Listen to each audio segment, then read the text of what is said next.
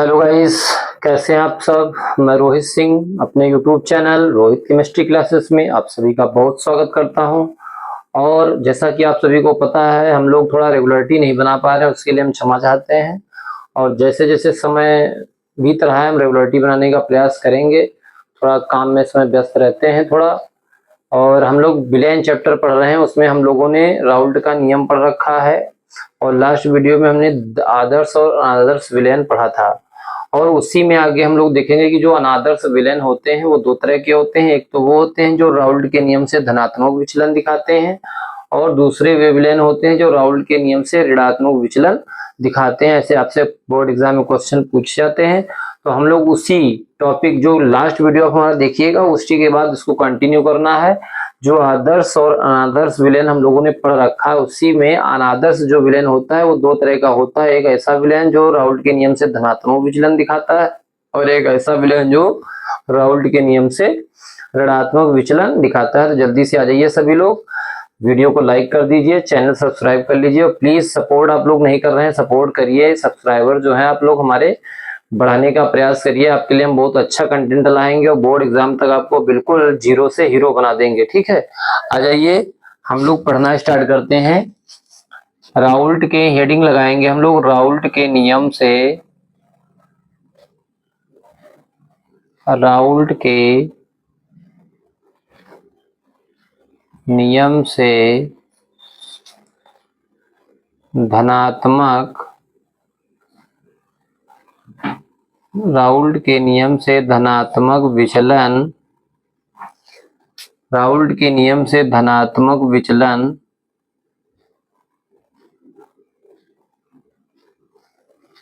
दिखाने वाले लिख लीजिए, प्रदर्शित लिख लीजिए, इसमें कोई प्रॉब्लम नहीं है।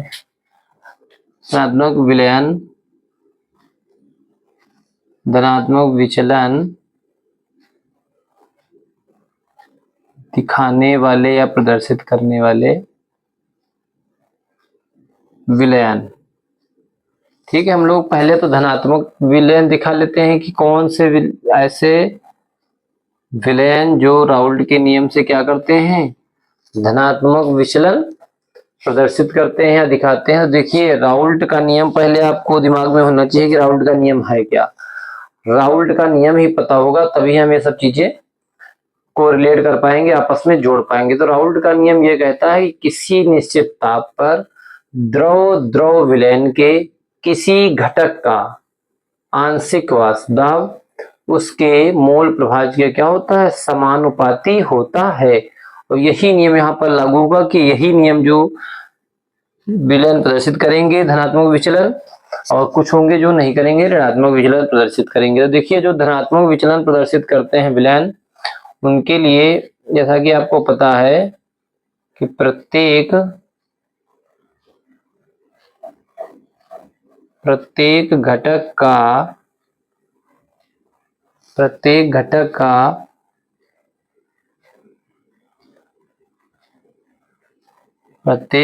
का आंशिक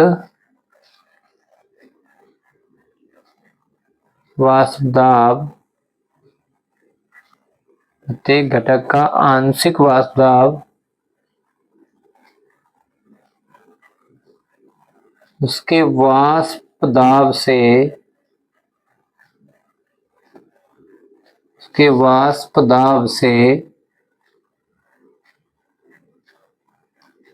अधिक होता है, उसके वाष्प दाब से अधिक होता है। यानी कि अगर घटक ए है तो यहाँ पर P A is greater than क्या हो जाएगा, P A not into X A. जहां पर पी ए क्या है, घटक ए का आंशिक वाष्प दाब है, और पी ए नॉट क्या है, शुद्ध अवस्था में वाष्प दाब है, और एक्स ए क्या है, घटक ए का मोल प्रभाज है। ठीक है, तो ये राउल्ट का नियम कहता है कि किसी भी निश्चित ताप पर द्रव द्रव विलयन के प्रत्येक घटक का जो आंशिक वाष्प दाब होता है वो मोल प्रभाज के समानुपाती होता है। लेकिन जो धनात्मक विचलन दिखाने वाले विलयन होंगे उनका ये क्या होगा, पी ए जो आंशिक वाष्प दाब होगा इज ग्रेटर देन होगा P A not into X A के। किसके अकॉर्डिंग, धनात्मक विचलन दिखाने वाले विलयन के अकॉर्डिंग। ठीक है, इसी हिसाब से दूसरा भी यहाँ पर कंडीशन बन जाएगी, पी बी दूसरे घटक का जो आंशिक वासदाब होगा वो भी क्या हो जाएगा, PB not into X B. और ये भी समीकरण बन जाएगी, PA बराबर क्या हो जाएगा, यहाँ से P बराबर टोटल क्या हो जाएगा, PA प्लस PB। और दोनों के हम मान अगर रख देंगे तो PA का मान यहां से उठा के रख देंगे, PA नॉट इंटू XA और plus PB not into X B. तो ये हो जाएगा सब कुछ, यहाँ पर क्या हो जाएगा, ग्रेटर देन हो जाएगा, तो यहाँ पर आप ग्रेटर देन लगा लेंगे, ठीक है। ये भी ग्रेटर देन हो जाएगा और यहाँ पर ये भी जो है क्या हो जाएगा, ग्रेटर देन ही रहेगा यहाँ पर भी, तो ये भी ऐसे ग्रेटर देन लगा लेंगे, ठीक है। दूसरा पॉइंट क्या रहेगा, पहला पॉइंट तो ये हो गया। दूसरा पॉइंट कि जब दो घटक होंगे और दोनों घटक कैसे हैं, द्रव द्रव विलयन है, तो जब दोनों घटकों को मिलाया जाएगा तो जो डेल्टा H मिश्रण होगा, डेल्टा H मिश्रण ग्रेटर देन हो जाएगा 0। यानी कि जब दोनों द्रव द्रव विलयन का आपस में मिलाया जाएगा तो उनका जो मिश्रण बनेगा उसमें जो एंथैल्पी परिवर्तन डेल्टा H होगा वो क्या होगा, उसका मान क्या होगा, 0 से बड़ा होगा, ग्रेटर देन 0 होगा। तीसरी कंडीशन कि जो डेल्टा V मिश्रण होगा, डेल्टा V मिश्रण जो होगा वो भी क्या होगा, ग्रेटर देन 0। यानी कि जब दोनों द्रव द्रव विलयन के जो घटक होंगे दोनों, उनको जो आपस में मिलाया जाएगा तो जो डेल्टा V आयतन में जो परिवर्तन होगा वो क्या होगा, धनात्मक होगा, 0 से अधिक होगा। तीसरा चौथा पॉइंट क्या है इसमें, डेल्टा S मिश्रण यानी कि जो एंट्रोपी होगी दोनों घटकों की वो भी क्या होगी, इज ग्रेटर देन 0, धनात्मक होगी, 0 से अधिक मान होगा इसका। और अगला जो पॉइंट होगा वो इसमें ये होगा कि जो A घटक होगा और जो B घटक होगा इनके बीच जो आकर्षण होगा, इनके बीच जो आकर्षण होगा वो कम होगा, किसके, AA आकर्षण से। बस ये इसमें एक नेगेटिव बात है, बाकी सारे मान ग्रेटर देन ही रहेंगे। ऐसे ही AB आकर्षण,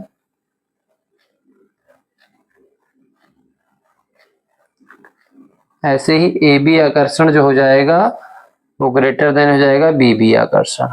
बस इतना सा आपको थोड़ा सा याद रखना है, बाकी सारे मान 0 से ज्यादा ही होते हैं, धनात्मक ही होते हैं, ठीक है। तो ये खास बात रहेगी ऐसे विलयनों के लिए जो विलयन क्या करते हैं, राउल्ट के नियम से धनात्मक विचलन दिखाते हैं। उन विलयनों का जो डेल्टा H मिश्रण होगा वो भी ग्रेटर देन 0 होगा, जो डेल्टा V मिश्रण होगा वो भी ग्रेटर देन 0 होगा, और जो डेल्टा S मिश्रण एंट्रोपी होगा वो भी 0 होगा, धनात्मक होगा, 0 से ज्यादा मान होगा। और AB घटक A और B के बीच जो आकर्षण होगा वो A के आकर्षण से कम होगा और BB के आकर्षण से कम होगा। इसके बीच एक ग्राफ बनाते हैं, जरा देख लीजिएगा। ग्राफ एक खींचा गया था, थोड़ा सा लाइन अगर टेढ़ी हो जाती है तो आप लोग लाइन थोड़ा सीधी प्रयास करेंगे खींचने का, ठीक है। देखो इसमें एक ग्राफ खींचा गया था और वो ग्राफ खींचा गया था आंशिक वाष्पदाब PA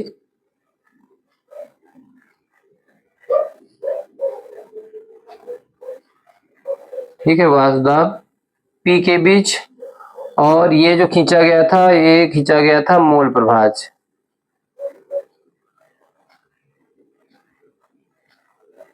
मोल प्रभाज यानी X के बीच ग्राफ खींचा गया। तो स्टार्टिंग में जब घटक A का जो मोल प्रभाज था उसका मान था कितना, 1। तो जब हम X अक्ष पर चलेंगे तो ये यहाँ पर मान अगर अधिकतम है तो यहाँ तक आते ये मान क्या हो जाएगा, X से क्या हो जाएगा, 0, क्या हो जाएगा, X से 0। और इस कंडीशन के लिए जब घटक A का अंश क्या वो मोल प्रभाज अधिकतम होगा, उसकी वैल्यू 1 होगी, तो कुछ इस Y अक्ष पर कहीं जब ऊपर हम चलेंगे तो जो आंशिक वाष्पदाब PA नॉट होगा वो भी कहीं अधिकतम ही बिंदु पर प्राप्त होगा। हमको मान लेते हैं यहाँ पर प्राप्त होता है PA नॉट। तो जब ये वैल्यू यहाँ पर अधिकतम है तो ऐसे ऐसे जब ये नीचे ग्राफ आएगा एक्स अक्ष पर तो क्या होगा, डाउन होता चला जाएगा। तो इसको यहाँ से मिला देंगे हम लोग,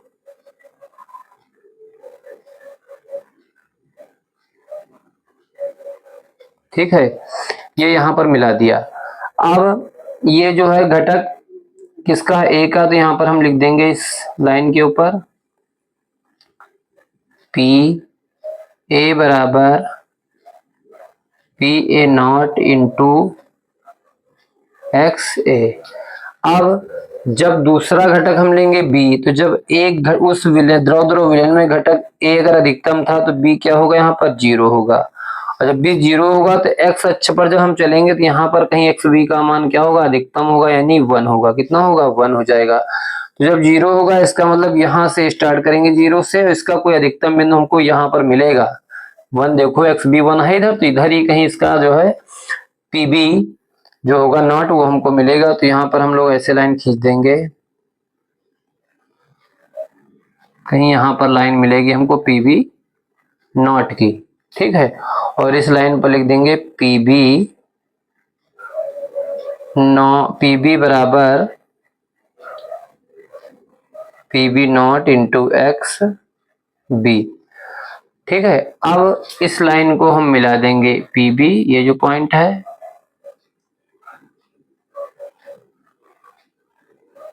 इस पॉइंट को हम यहाँ मिला दिए। अब एक्चुअली में ये तो राउल्ट ने भी ग्राफ बताया था, लेकिन जो धनात्मक विचलन है वो यहाँ पर कहाँ कैसे प्रदर्शित होगा, तो देखिए जो विलयन राउल्ट के नियम से धनात्मक विचलन दिखाते हैं, तो ये जो ग्राफ है ये ऐसे थोड़ा सा अपने पॉइंट से क्या होता होगा, ऊपर उठता हुआ प्रतीत होगा। जैसे ये लाइन है, ये लाइन जो है यहाँ पर ऐसे प्रतीत होगी, और ये लाइन भी जो है यहाँ से थोड़ा सा ऐसे प्रतीत होगी, ठीक है। तो ये जो ग्राफ बनेगा ये दिखाता है राउल्ट के नियम से धनात्मक विचलन, ये घटक वाष्प दाब और मोल प्रभाव के बीच खींचा गया ग्राफ है, ठीक है। तो इसको जो है आप लोग स्क्रीनशॉट ले लीजिए जल्दी से, फिर हम लोग देखते हैं ऋणात्मक विचलन दिखाने वाले विलयन। स्क्रीनशॉट लीजिए सभी लोग जल्दी से।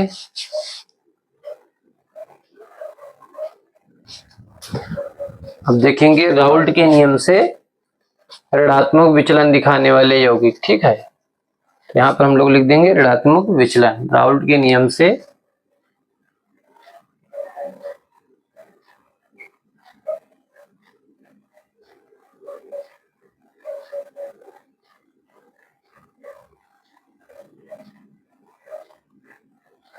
राउल्ट के नियम से ऋणात्मक विचलन दिखाने वाले विलयन। तो पहला पॉइंट इसमें हो जाएगा कि जो भी राउल्ट के नियम से ऋणात्मक विचलन दिखाएंगे उनमें जो है निगेटिव डेविएशन होगा। पॉजिटिव डेविएशन तो अभी हम लोगों ने पढ़ा धनात्मक विचलन। तो जब निगेटिव डेविएशन होगा, ऋणात्मक विचलन होगा, तो उस स्थिति में जो उसका आंशिक वाष्पदाब होगा वो क्या होगा, इज लेस देन होगा। क्या होगा, देखो यहाँ पर इसमें लिखिएगा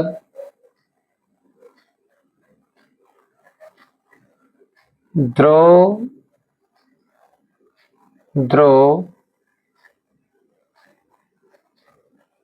विलयन के प्रत्येक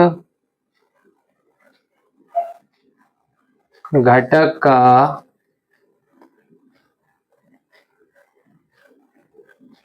आंशिक वाष्पदाब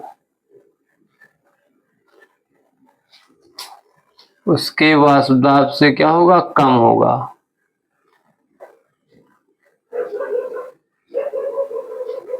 उसके वाष्पदाब से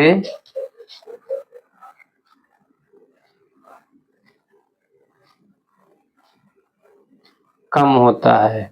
तो यहाँ पे क्या बन जाएगी equation, P A is less than P A not into X A. ऐसे दूसरा समीकरण घटक का बन जाएगा P B is less than P B not into X B.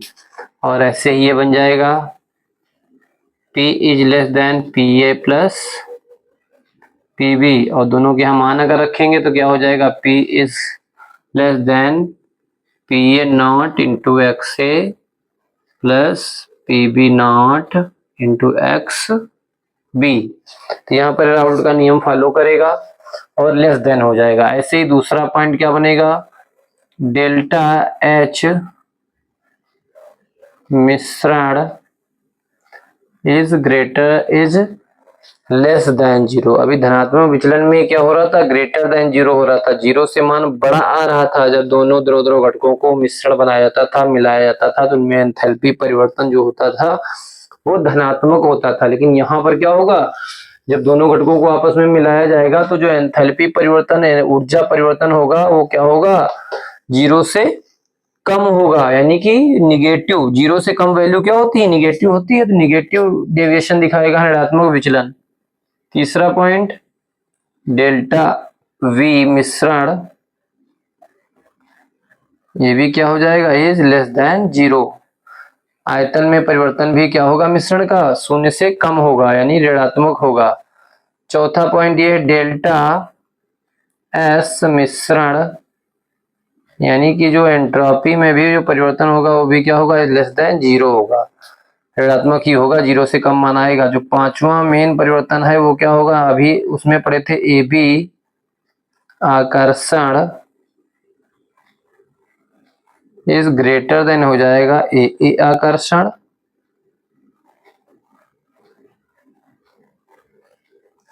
और ए बी आकर्षण जो होगा, दोनों घटकों के बीच जो आकर्षण होगा वो सेम घटक के अणुओं के बीच क्या होगा, उससे मान ज्यादा होगा, is greater than B B आकर्षण। कायदे से समझ लीजिएगा, धनात्मक और ऋणात्मक विचलन जो है राउल्ट के नियम से पूछे जाते हैं।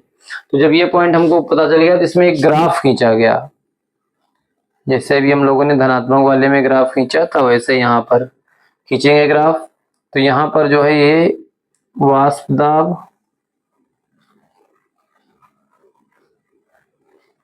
ठीक है, P के बीच ग्राफ खींचा गया, और यहाँ मोल प्रभाज ले लेंगे एक्स अक्ष पर।